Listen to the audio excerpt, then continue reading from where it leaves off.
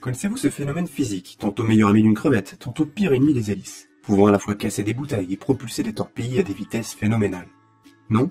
Alors bienvenue dans le milieu scientifique consacré à la cavitation.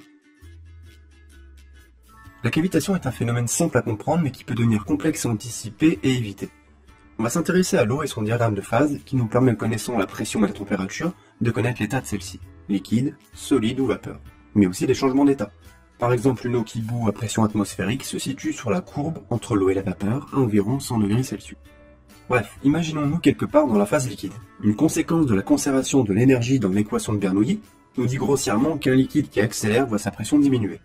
Résultat, pour une température fixe, un liquide dont la vitesse change va se déplacer dans son diagramme de phase sur la verticale. Imaginons alors une vitesse assez élevée. La pression va tellement descendre que l'eau liquide va pouvoir devenir localement vapeur. Il y a cavitation.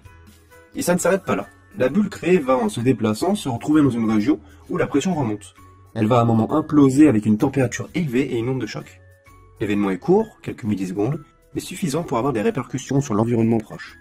Répété pendant une longue période, les dégâts seront alors visibles et peuvent influer sur le comportement du système. Ainsi, n'importe quelle hélice, si mal designée, peut se voir rongée au fil du temps. L'implosion des bulles est aussi à l'origine de bruits qui vont rendre un sous-marin indétectable ou une pompe bruyante. Cette baisse de pression peut aussi avoir pour origine des flashs lumineux ou des ultrasons comme un détartrage chez le dentiste. Ici, l'effet destructeur local est ce qu'on cherche à provoquer. En règle générale, quand il s'agit de propulsion ou de pompe, on a tendance à éviter la cavitation.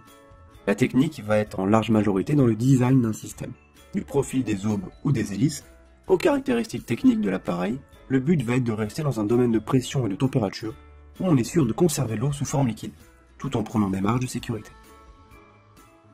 Le règne animal n'est pas en reste de ce phénomène. La crevette pistolet est un crustacé possédant une grosse pince qui, lorsqu'elle est claquée, provoque une bulle de cavitation qui, en implosant, produit un flash d'au moins 5000 Kelvin et 220 décibels.